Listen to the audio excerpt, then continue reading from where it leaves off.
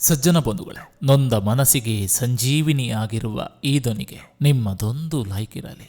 ಜೀವನದಲ್ಲಿ ನಾವೆಷ್ಟೋ ಬಾರಿ ಸೋಲಲು ಮುಖ್ಯ ಕಾರಣ ಏನಂದ್ರೆ ನಮ್ಮ ನಿರ್ಧಾರಕ್ಕಿಂತ ಬೇರೆಯವರ ನಿರ್ಧಾರದ ಮೇಲೆ ನಾವು ಜಾಸ್ತಿ ಅವಲಂಬಿತವಾಗಿರ್ತೀವಿ. ಈ ಕಾರಣದಿಂದ ಹೆಚ್ಚಿನ ಬಾರಿ ನಾವು ಸೋಲ್ತೀವಿ ಅನ್ನೋದು ನನ್ನ ಅನಿಸಿಕೆ. ಹೌದು ಅನಿಸಿದ್ರೆ ಹೌದು ಅಂತ ಕಮೆಂಟ್ ಮಾಡಿ, ಇಲ್ಲ ಅನಿಸಿದ್ರೆ ಇಲ್ಲ ಅಂತ ಕಮೆಂಟ್ ಮಾಡಿ. ಹಣಕ್ಕೆ ಬೆಲೆ ಕೊಡುವ ಸ್ನೇಹಿತರನ್ನು ಸಂಪಾದಿಸಬೇಡಿ, ಹೆಣಕ್ಕೆ ಹೆಗಲು ಕೊಡುವ ಸ್ನೇಹಿತರನ್ನ ಸಂಪಾದಿಸಿ. ಕೋಪವು ಪ್ರೀತಿಯನ್ನ ನಾಶಗೊಳಿಸಿದ್ರೆ ಅಹಂಕಾರವು ಸಭ್ಯತೆಯನ್ನ ನಾಶ ಮಾಡ್ತದೆ. ಇವೆಲ್ಲಕ್ಕಿಂತ ಹೆಚ್ಚಾಗಿ ಅನುಮಾನವು ಬದುಕನ್ನೇ ನಾಶಗೊಳಿಸ್ತದೆ. ದಾರಿ ತಪ್ಪಿದ್ರೂ ಬಾಯಿ ತಪ್ಪಬಾರ್ದು. ದಾರಿ ತಪ್ಪಿದ್ರೆ ವಾಪಸ್ ಬಂದು ಸರಿದಾರಿ ಹೋಗ್ಬೋದು. ಬಾಯಿ ತಪ್ಪಿ ವಚನಭ್ರಷ್ಟರಾದ್ರೆ ನಮ್ಮ ವ್ಯಕ್ತಿತ್ವಕ್ಕೆ ಧಕ್ಕೆ ಆಗ್ತದೆ. ನಮ್ಮಲ್ಲಿ ಇರುವ 5 ಬೆರಳುಗಳು ಒಂದಕ್ಕೊಂದು ಸಮನಾಗಿರುವುದಿಲ್ಲ ಅಂದಮೇಲೆ ಇನ್ನು ಬೇರೆ ಬೇರೆ ವಿಚಾರಗಳು ಹೇಗೆ ಸಮನಾಗಿರಲು ಸಾಧ್ಯ? ಅದಕ್ಕಾಗಿ ಎಲ್ಲರೂ ಒಪ್ಪುವಂತೆ ಎಲ್ಲರೂ ಬದುಕುವುದಕ್ಕೆ ಆಗೋದಿಲ್ಲ. ಅವರವರ ವಿಚಾರ ಅವರವರ ಬದುಕು ಅಷ್ಟೇ. ಸಮಯ ಸಂದರ್ಭ ಎಷ್ಟೇ ಕಠೋರವಾಗಿದೆ, ಗಟ್ಟಿಯಾಗಿ ನಿಂತ್ಕೊಳ್ಳಿ. ಯಾಕಂದ್ರೆ ಒಂದು ಸಮಯದಲ್ಲಿ ಹುಳಿಯಾಗಿರುವ ಮಾವಿನಕಾಯಿ ಮುಂದೊಂದು ದಿನ ಸಿಹಿಯಾಗಿ ಬದಲಾಗಲೇಬೇಕು. ಹಸೆಮಣೆ ಏರುವಾಗ ಹಿಡಿದ ಕೈಗಳು ಮಣ್ಣು ಸೇರುವವರೆಗೂ ಬಿಡಬಾರದೆನ್ನುವುದೇ ಮಾಂಗಲ್ಯ ಬಂಧ. ಅಂದ್ರೆ ಅದೇ ನಿಜವಾದ ದಾಂಪತ್ಯ ಬಂಧ. ಯಾರು ನಿಮ್ಮನ್ನ ದೂರ ಇಟ್ರು ಅವರನ್ನ ದೂರದಿಂದಲೇ ಇಷ್ಟಪಡಿ, ಆದರೆ ಬದುಕಲ್ಲಿ ಮತ್ತೆ ಹತ್ತಿರ ಸುಳಿಯಲು ಎಂದಿಗೂ ಅವಕಾಶ ಮಾಡಿಕೊಡದಿರಿ. ಈಗ ಎಂತಹ ಕಾಲ ಬಂದಿದೆ ಸ್ನೇಹಿತರೆ, ನೀವು ಸಾಲ ಕೇಳಿದವರಿಗೆ ಸಾಲ ಕೊಡದಿದ್ದರೂ ನಿಮ್ಮ ಸಂಬಂಧ ಮುರಿದು ಹೋಗ್ತದೆ, ಮತ್ತು ಸಾಲ ಕೊಟ್ಟು ಹಿಂದಕ್ಕೆ ಕೇಳಿದಾಗ ನಿಮ್ಮ ಸಂಬಂಧವು ಕೊನೆಗೊಳ್ಳುತ್ತದೆ. ಇದೇ ಇಂದಿನ ಸತ್ಯ. ಕಾಣೆಯಾಗಬೇಕಿದೆ ಒಂದಷ್ಟು ದಿನ, ಎಲ್ಲವ ಬಿಟ್ಟು ಮನ ನೆಮ್ಮದಿಗೆ ಬದುಕಬೇಕು ಉಳಿದಿರುವಷ್ಟು ದಿನ.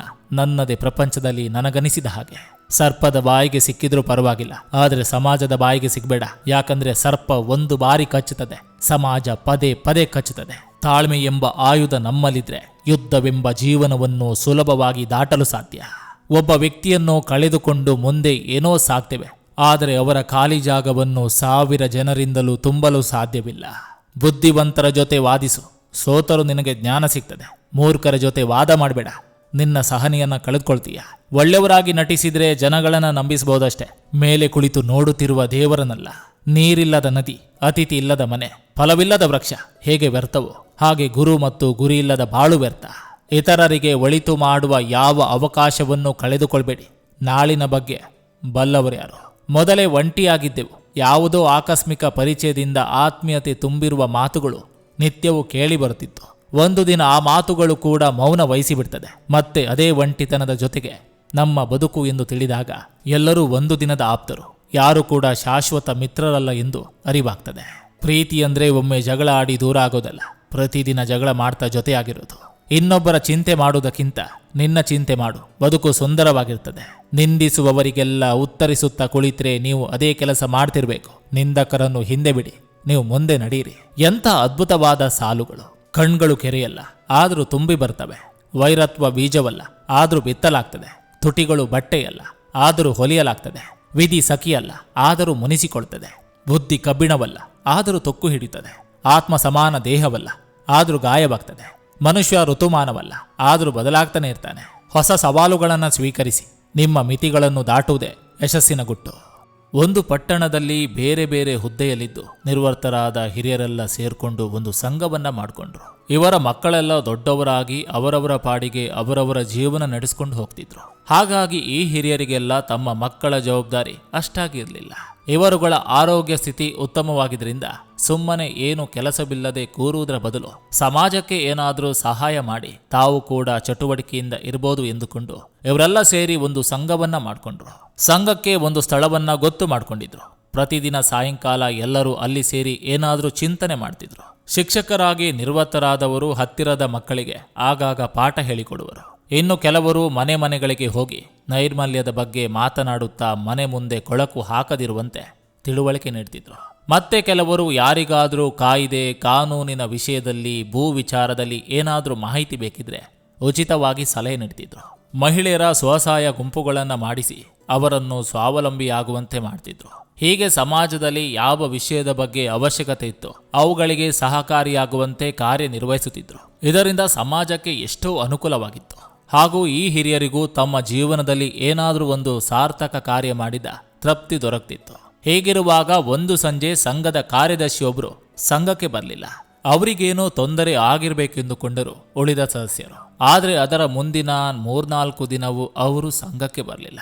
ಅವರೆಂದೂ ಈ ರೀತಿಯಾಗಿ ತಪ್ಪಿಸಿಕೊಂಡವರಲ್ಲ. ಸ್ವಲ್ಪ ತಡವಾಗಿ ಬರುವುದಿದ್ರು ಹೇಳಿ ಕಳಿಸುತ್ತಿದ್ರು. ಸಂಘದ ಅಧ್ಯಕ್ಷರಿಗೆ ಚಿಂತೆಯಾಯಿತು. ಮತ್ತೊಬ್ಬ ಸದಸ್ಯರನ್ನು ಕರೆದು ಕಾರ್ಯದರ್ಶಿ ಅವರ ಬಗ್ಗೆ ವಿಚಾರಿಸಿಕೊಂಡು ಬರಲು ಹೇಳಿದರು. ಆ ಸದಸ್ಯರು ಮರುದಿನ ಬಂದು ಕಾರ್ಯದರ್ಶಿಗಳ ಮಗನಿಗೆ ಬೇರೆ ಊರಿಗೆ ವರ್ಗವಾಗಿದೆ, ಅವರೆಲ್ಲ ಬೇರೆ ಊರಿಗೆ ಹೋಗಿದ್ದಾರೆ. ಕಾರ್ಯದರ್ಶಿಗಳ ಹೆಂಡತಿ ಕಾಲವಾಗಿ 3 ವರ್ಷಗಳಾಗಿವೆ.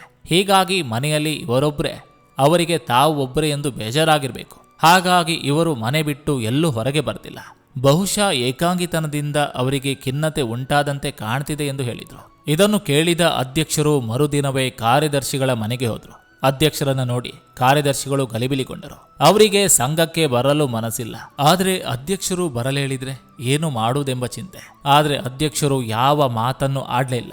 ಸುಮ್ಮನೆ ಒಳಗೆ ಬಂದು ಕುಳಿತುಕೊಂಡರು. ಚಳಿಗಾಲವಾಗಿದ್ರಿಂದ ಕಾರ್ಯದರ್ಶಿಗಳು ಒಲೆಯ ಮುಂದೆ ಕುಳಿತು ಒಲೆಯಲ್ಲಿ ಕಟ್ಟಿಗೆ ಹಾಕಿ ಬೆಂಕಿ ಮಾಡಿ ಮೈ ಕಾಯಿಸಿಕೊಳ್ಳುತ್ತಾ ಕೂತಿದ್ರು. ಅಧ್ಯಕ್ಷರು ಅಲ್ಲಿಯೇ ಬಂದು ಚಾಪೆ ಮೇಲೆ ಕುಳಿತರು. ಒಲೆಯಲ್ಲಿ ಕೆಂಡ ನಿಗಿನಿಗಿ ಉರಿಯುತ್ತಿತ್ತು. ಏನು ಮಾತನಾಡದೆ ಅಧ್ಯಕ್ಷರು ಒಲೆಯ ಹತ್ತಿರ ಬಂದು ಒಂದು ನಿಗಿನಿಗಿ ಉರಿಯುತ್ತಿದ್ದ ಕೆಂಡವನ್ನ ಎಳೆದು ಒಲೆಯ ಹೊರಗಿಟ್ರು. ಮತ್ತೆ ಬಂದು ಕುಳಿತುಕೊಂಡು ಅದನ್ನೇ ನೋಡ್ತಿದ್ರು. ಸ್ವಲ್ಪ ಹೊತ್ತಿನ ನಂತರ ಹೊರಗೆ ಇಟ್ಟ ಕೆಂಡ ಆರಿ ಹೋಗಿ ತಣ್ಣಗಾಗಿ ಇದ್ದಿಲಾಯಿತು. ಅಧ್ಯಕ್ಷರು ಸರಿ, ನಾನಿನ್ನು ಬರ್ತೇನೆ ಎಂದು ಎದ್ದು ಹೊರಟರು. ಆಗಲೂ ಸಂಘಕ್ಕೆ ಯಾಕೆ ಬರುತ್ತಿಲ್ಲ ಎಂದು ಅವರನ್ನ ಕೇಳಲಿಲ್ಲ. ಅಧ್ಯಕ್ಷರನ್ನು ಕಳುಹಿಸಲೆಂದು ಗೇಟಿನವರೆಗೆ ಬಂದ ಕಾರ್ಯದರ್ಶಿಗಳು, ಸ್ವಾಮಿ, ನಾಳೆಯಿಂದ ತಪ್ಪದೇ ಸಂಘಕ್ಕೆ ಬರ್ತೇನೆ. ಮಾತನಾಡದೆ ನನಗೆ ಒಳ್ಳೆಯ ಪಾಠ ಕಲಿಸಿದ್ದೀರಿ ಎಂದರು. ಹೌದಾ, ಅಂಥದ್ದೇನೋ ಮಾಡಿದೆ ನಾನು ಎನ್ನುತ್ತಾ ಹುಬ್ಬೇರಿಸಿದರು ಅಧ್ಯಕ್ಷರು. ಹೊರಗೆ ತೆಗೆದ ಕೆಂಡ ಒಲೆಯಲ್ಲಿ ಉಳಿದ ಕೆಂಡಗಳ ಜೊತೆಗೆ ಇದ್ದಾಗ ಪ್ರಕಾಶತೆಯಿಂದ ಉರಿದು ಶಾಖ ಬೆಳಕು ಕೊಡುತ್ತಿತ್ತು. ಅದು ಒಂದೇ ಬೇರೆಯಾದಾಗ ಎಲ್ಲವನ್ನೂ ಕಳೆದುಕೊಂಡು ಇದ್ದಿಲಾಯಿತು. ನಾನು ಕೆಂಡದ ಹಾಗೆ ಪ್ರಕಾಶದಿಂದಿರಬೇಕು, ಇದ್ದಿಲಾಗುವುದು ಬೇಡ ಎಂದು ಕಣ್ಣೀರು ತಂದುಕೊಂಡರು. ಅಧ್ಯಕ್ಷರು ಅವರ ಬೆನ್ನು ತಟ್ಟಿ ಸಮಾಧಾನ ಮಾಡಿದರು. ವ್ಯಕ್ತಿ ಸಮಾಜಮುಖಿಯಾದಾಗ ಅವನ ಶಕ್ತಿ ವರ್ಧನೆ ಆಗ್ತದೆ. ಏಕಾಂಗಿಯಾದಾಗ ಅವನಲ್ಲಿರುವ ಶಕ್ತಿ ಕುಗ್ಗಿ ಬಲಹೀನವಾಗ್ತದೆ. ಯಾವುದೇ ಕಾರ್ಯ ಮಾಡುತ್ತಿದ್ರೆ ಚೈತನ್ಯ ಚಟುವಟಿಕೆಯಿಂದ ಹಿಗ್ತದೆ. ಏಕಾಂಗಿಯಾಗಿ ಏನು ಕೆಲಸವಿಲ್ಲದೆ ಇದ್ದಾಗ ಇರುವ ನಮ್ಮ ಶಕ್ತಿಯು ಕುಗ್ಗಿ ಶಕ್ತಿಹೀನವಾಗ್ತದೆ. ನಮ್ಮ ಚೈತನ್ಯ ಎಂದು ಕುಗ್ಬಾರ್ದು. ಇರುವಷ್ಟು ದಿನವೂ ಖುಷಿ ಖುಷಿಯಾಗಿ ಇರಬೇಕಂದ್ರೆ ಯಾವುದಾದ್ರೂ ಒಳ್ಳೆಯ ಕೆಲಸದಲ್ಲಿ ನಮ್ಮನ್ನ ನಾವು ತೊಡಗಿಸಿಕೊಳ್ಬೇಕು ಅನ್ನೋದು ಈ ಕಥೆಯ ಸಾರಾಂಶ. ಎಲ್ಲರ ಜೀವನದಲ್ಲೂ ಒಬ್ಬ ಮನುಷ್ಯ ಸಿಗೋ ಸಹಜ. ಆದರೆ ಮನುಷ್ಯತ್ವ ಇರೋ ಮನುಷ್ಯ ಸಿಗೋದು ತುಂಬಾ ಕಷ್ಟ. ವಿರೋಧ ಅನ್ನೋದು ಇಲ್ಲದೆ ಹೋದ್ರೆ ವ್ಯಕ್ತಿ ಪರಿಪೂರ್ಣನಾಗಲಾರ. ಗಾಳಿಪಟ ಆಕಾಶಕ್ಕೆರಬೇಕಿದ್ರೆ ಗಾಳಿಯ ವಿರುದ್ಧವೇ ಸಾಗಬೇಕು. ಜೀವನದ ಯಶಸ್ಸಿನಲ್ಲಿ ಮಿತ್ರರಿಗಿಂತ ಶತ್ರುಗಳ ಪಾತ್ರ ಜಾಸ್ತಿ ಇರ್ತದೆ. ಸತ್ಯ ಎಂಬುದು ಸರ್ಜರಿ ಇದ್ದಂತೆ, ತಕ್ಷಣಕ್ಕೆ ನೋವಾದ್ರೂ ಕಾಯಿಲೆ ಗುಣಪಡಿಸ್ತದೆ. ಸುಳ್ಳು ಪೈನ್ ಕಿಲ್ಲರ್ ಇದ್ದಂತೆ, ತಕ್ಷಣಕ್ಕೆ ನಿರಾಳ ಕೊಟ್ಟರು ನಂತರ ಅಡ್ಡ ಪರಿಣಾಮ ಬೀರ್ತದೆ. ದುಡಿಮೆಯಲ್ಲಿ ಗುರಿ ಇರಲಿ, ದುಡಿಯೋದ್ರಲ್ಲಿ ನಿಯತ್ತಿರಲಿ. ಬದುಕಿನ ಪಯಣದಲ್ಲಿ ನೋವೇ ಸೂತ್ರಧಾರಿ, ನಗುವೆ ಪಾತ್ರಧಾರಿ. ನನ್ನ ಬದುಕಿನ ಕಿರು ಪರಿಚಯದಲ್ಲಿ ಮರೆಯಲಾಗದ ಅಧ್ಯಾಯ ನೀನು. ಗುಣ ನೋಡಿ ಬಂದವಳು ಗುರಿ ಮುಟ್ಟಿಸುವಳು, ಆದರೆ ಹಣ ನೋಡಿ ಬಂದವಳು ಹಳ್ಳ ತೋಡುವಳು. ನಾಯಿ ಬೊಗಳಿದ್ರೆ ದೇವಲೋಕ ಹಾಳಾಗೋದಿಲ್ಲ. ಹಾಗೆ ನಮ್ಮ ಬಗ್ಗೆ ಬೇರೆಯವರು ಏನೇ ಬೊಗಳಿದ್ರು ನಾವು ಹಾಳಾಗಲ್ಲ. ದೇವರ ಹರಕೆ ತೀರಿಸಬಹುದು, ಆದರೆ ತಾಯಿಯ ಋಣ ತೀರಿಸಲು ಸಾಧ್ಯವಿಲ್ಲ. ಮಾತಿನಿಂದ ನೋಯಿಸಿದವರನ್ನ ಮೌನದಿಂದ ಕೊಂದು ಬಿಡು. ಕೆಲವರು ಇಷ್ಟವಾಗ್ತಾರೆ, ಕೆಲವರು ಅರ್ಥವಾಗ್ತಾರೆ. ಇಷ್ಟವಾದವರನ್ನ ಅರ್ಥ ಮಾಡ್ಕೊಳ್ಳಲು ಆಗಲ್ಲ, ಅರ್ಥ ಆದವರನ್ನ ಇಷ್ಟಪಡಲು ಆಗಲ್ಲ. ಇಷ್ಟೇ ಜೀವನ. ಕೆಟ್ಟ ವ್ಯಕ್ತಿಗಳು ಬದಲಾಗ್ತಾರೆ, ಆದರೆ ಕೆಟ್ಟ ಮನಸ್ಥಿತಿ ಇರುವವರು ಎಂದಿಗೂ ಬದಲಾಗೋದಿಲ್ಲ. ಜೀವನದಲ್ಲಿ ಸಮಸ್ಯೆಗಳು ಹೆಚ್ಚು ಸಮಯ ಉಳಿಯೋದಿಲ್ಲ, ಆದರೆ ಅವು ಕೊನೆಗೊಳ್ಳುವ ತನಕ ಕಾಯುವ ತಾಳ್ಮೆ ಇರಬೇಕು. ಹಣ ಮತ್ತು ಸಮಯ. ನಿಮ್ಮ ಬಳಿ ಎಷ್ಟು ಹಣವಿದೆ ಎಂದು ನಿಮಗೆ ತಿಳಿದಿರುತ್ತದೆ, ಆದರೆ ನಿಮ್ಮ ಬಳಿ ಎಷ್ಟು ಸಮಯವಿದೆ ಎಂದು ನಿಮಗೆ ಎಂದಿಗೂ ತಿಳಿದಿರೋದಿಲ್ಲ.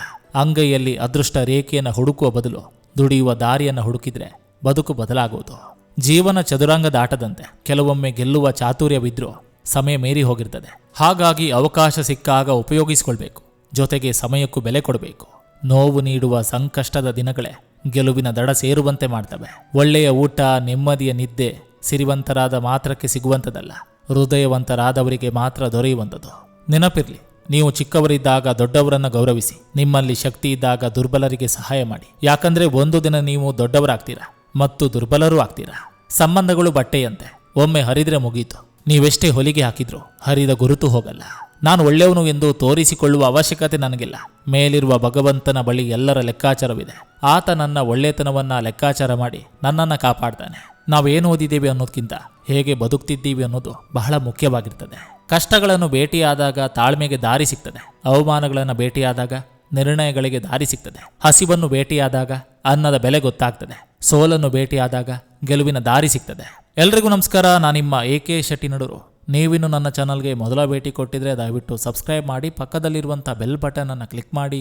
ಈ ಸಂಚಿಕೆ ನಿಮಗೆ ಇಷ್ಟವಾಗಿದ್ರೆ ದಯವಿಟ್ಟು ಒಂದು ಲೈಕ್ ಮಾಡಿ, ಜೊತೆಗೊಂದು ಕಮೆಂಟ್ ಮಾಡಿ ಅಂತ ಹೇಳ್ದ. ಮತ್ತೆ ಮುಂದಿನ ಸಂಚಿಕೆಯೊಂದಿಗೆ ಅತಿ ಶೀಘ್ರದಲ್ಲಿ ನಿಮ್ಮನ್ನು ಭೇಟಿ ಆಗ್ತೀನಿ. ಎಲ್ರಿಗೂ ಒಳ್ಳೆಯದಾಗಲಿ.